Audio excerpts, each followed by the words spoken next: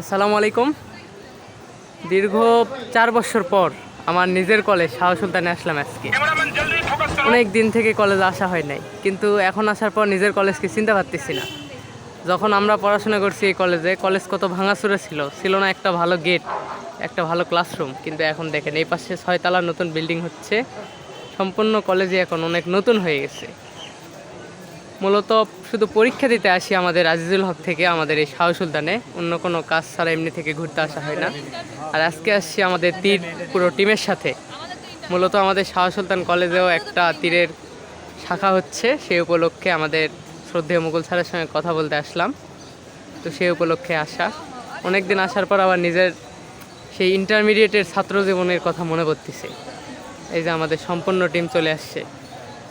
মোরসালেন, high দিবা নাকি? তোমার বিয়ে কনফার্ম করে দিলাম। আচ্ছা মেহেদি ভাই, একটা হাই দেন, আপনার প্রেম কনফার্ম। হ্যাঁ, সেটা তো বলা যাবে না। আপনারা দিয়ে যাওয়া যাবে না।